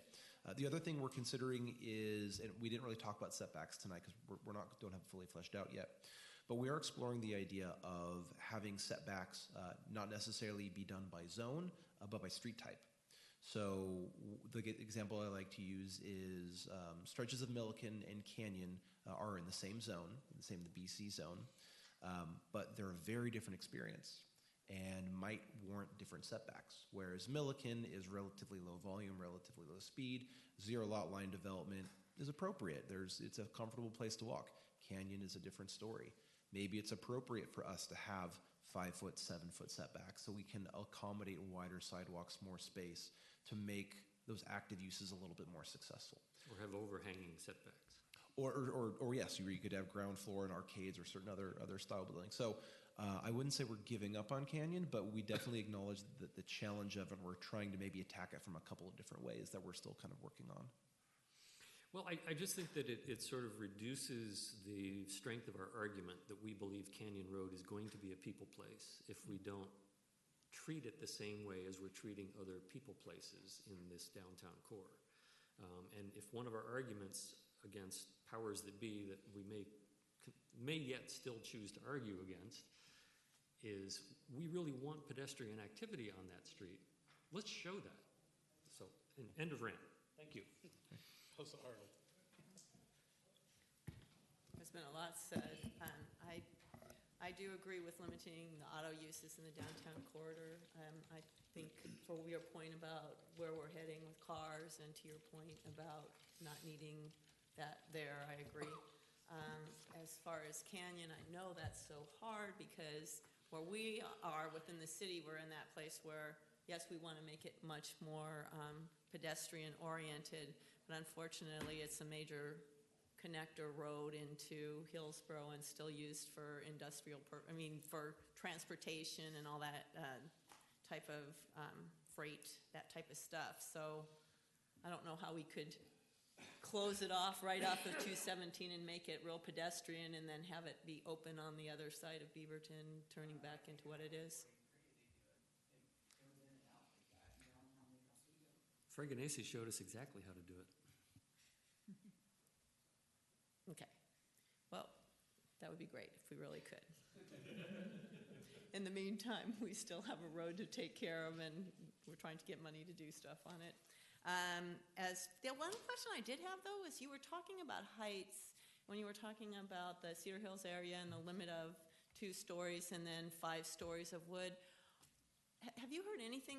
I thought from it's been at least 5 years ago, there was a big movement towards using CLT. Is that still coming, or did it not work out, or?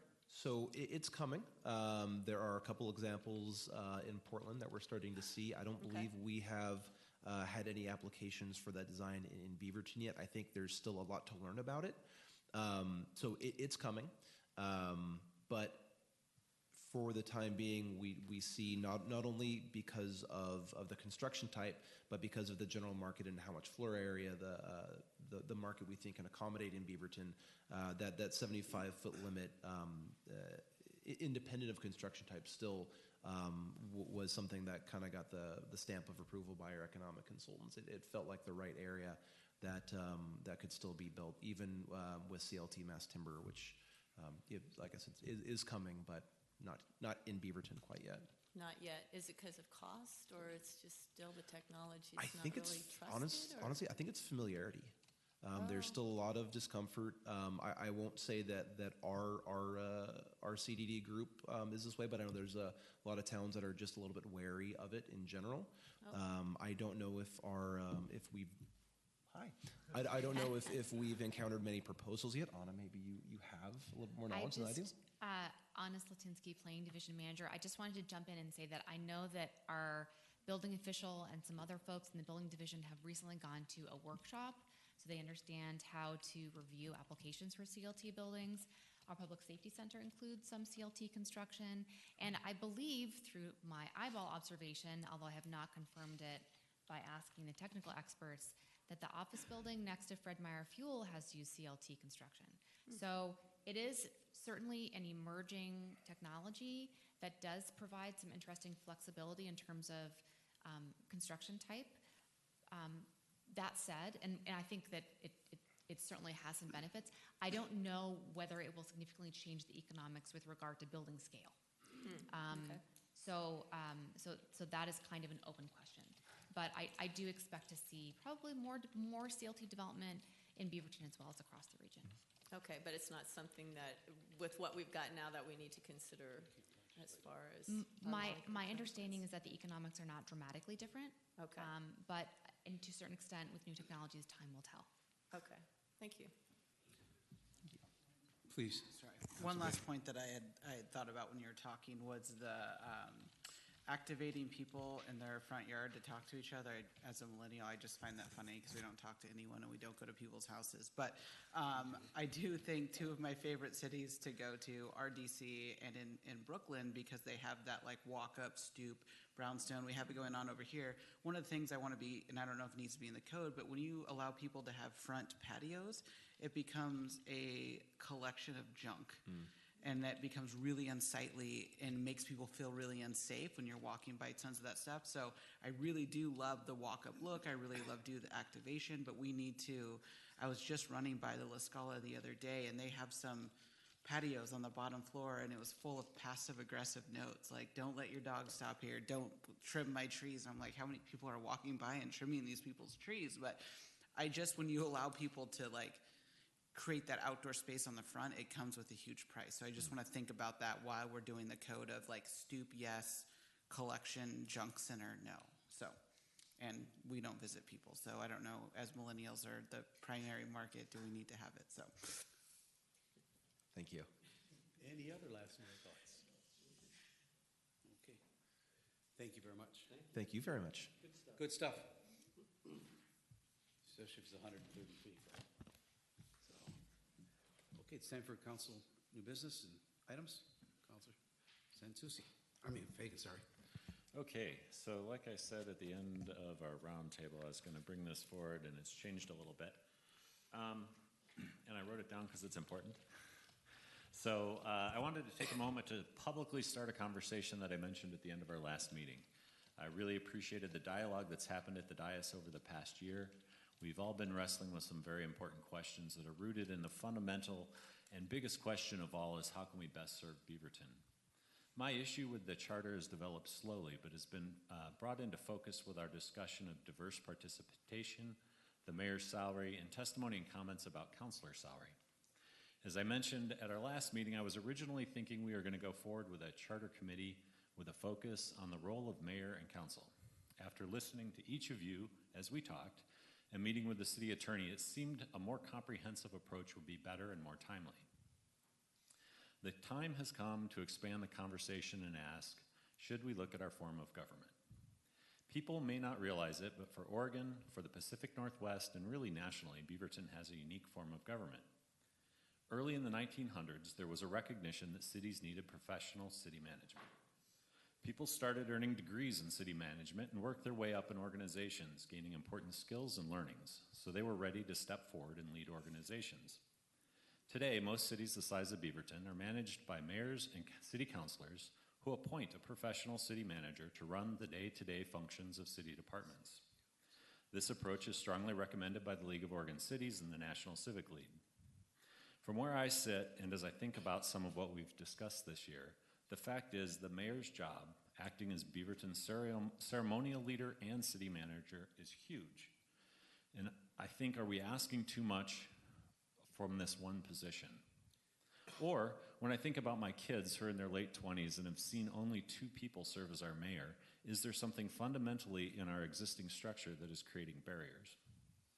If we're going to make the effort to look at the charter and look at the role and compensation for the mayor and city councilors, don't we owe it to our community to ask the question, is the strong mayor form of government best for Beaverton?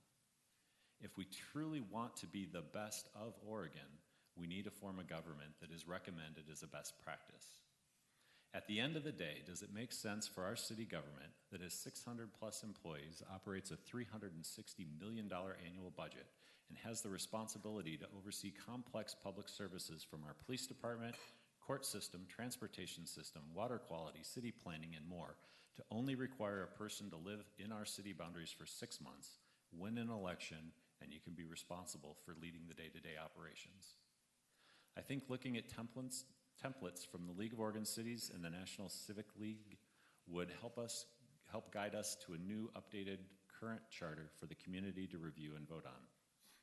It's been 40 years since the community has last voted on any charter change. We had about 30,000 residents there. Now we're approaching 100,000. I think it's past time. In talking with Bill, he's put forward an idea of using a spreadsheet and aligning our existing charter with 2 recommended versions aligning them from topic area so we can see the differences and more easily discuss what's best for our city. One of our jobs is to set policy, when possible based on best practices, to ensure the well-being of our city. Making sure our charter is current and based on best practices is very important. So what I'm asking you tonight is to give me the nod to work with our city attorney to get the work sessions on our agenda and for all of us to take the time to have a series of discussions beginning in September, finishing up hopefully in November, to shape these templates into a charter we can proudly bring to our community for ratification in May of 2020. This is a big point in our history, and all I'm asking is, can we start the discussion? Thank you. Can you email that to us? Yeah, of course. And my answer is yes. I think my reservation is running a charter change about our form of government. At the same time, we're asking people to vote on a mayor. And I think for me, yes, I like the idea of doing it. No, I don't think we should be doing it in a mayoral election year. I think that the mayor we would ask the community to vote for in a strong mayor form of government might be different than the mayor you're asking them to vote for if it is a ceremonial mayor. And I also think we need to look at all of that piece as we're going forward. I don't know if we could do that in 2 months to get it on the May election. So I'm happy to support going forward and looking at it. That is my reservation now, and I'm going to have a hard time moving forward with this with our busy, packed agenda in the next 2 months. And so I think my other caveat would be if we're going to have really in-depth conversation, I would like a standalone work meeting that we can commit to coming where this is the only topic so it doesn't get pushed. And if we are really going to focus, like let's put together separate meetings to address this issue.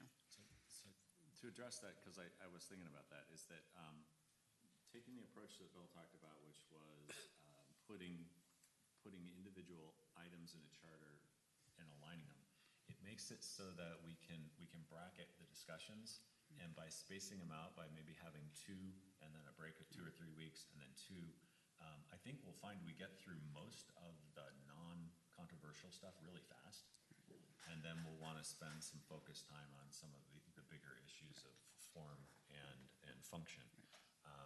But I think it's time that we modernize it, and I think we've got some really good tools out there to help us do it. And I just think now's the time. Councilor Arnold. I agree. I think it's an important thing to do.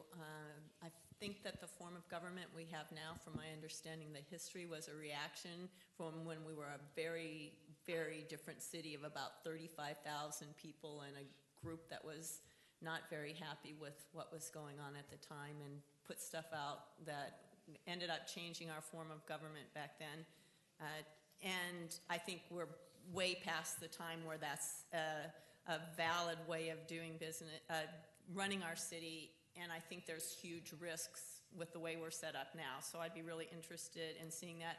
One slight correction was that we have had a charter change, and that was to change the rules for urban renewal, because part of what had happened was the people were really ticked off with the city manager, so they got rid of the city manager, gave all the power to the mayor, and then they made urban renewal almost impossible to have occur because you had to get over 50% of the voters to vote yes. So whether if you didn't vote, you're a no. So we did get the charter changed to allow urban renewal, but we're still, I think, at risk for some of the other changes that really are not a safe way for us to be running the city in the long run. Councilor Sansucci. Yeah, I think this is definitely a good time for us to be exploring the question.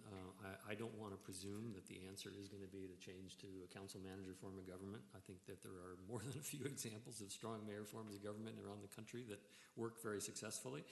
And I think, part of the analysis that we have to do is to ask ourselves the question, is it working or is it not working? If it's not working, why isn't it working? What would be a better way to make it work better?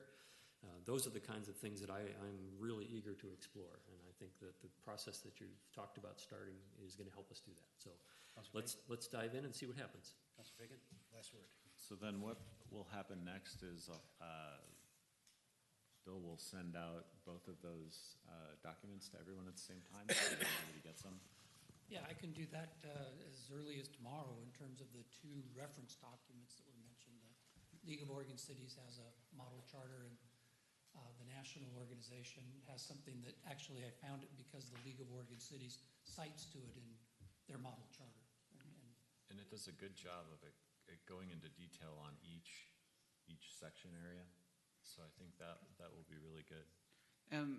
I know the league used to recommend multiple charters as choice, and they have now done one. I'm interested in seeing what the old ones were as well. I can find that. I Yeah. know exactly what you're talking about. And they used to have, two models, and I will provide that to you. I just want to echo my concern, though. We get really crammed up in these meetings, and this is a very thoughtful thing. So when we get to the chunky part, I do think we need to have either come in early, have a standalone meeting, or something of that nature, because I don't want any of us cut off, and I also hate being here at 11 o'clock at night. So, well, and I think one of the ideas is to set, like we do in a roundtable, set a time limit, so that we know we're going to spend half an hour, and this is the goal. And if we can get through this much, that's great. And if we can't, we'll stop it.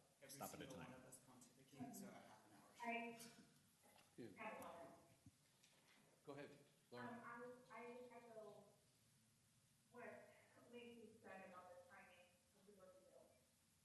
I think the review is gonna be fine, but I'm not sure that we should be with thinking that we can get it finished and before the end of the year, especially when it comes to the difficult part. That pressure, I don't want to split our ability to conduct business in the way that we're strategic and thoughtful. So that's kind of my thought. I don't see it as contentious, if that's the question. I see it more as differences of opinion, Yeah. which is okay. No, I don't think it's, I just wanted to say that, sorry, I'm taking a lot of that, so I'm just trying to be quiet because it sounds like I'm yelling in the room.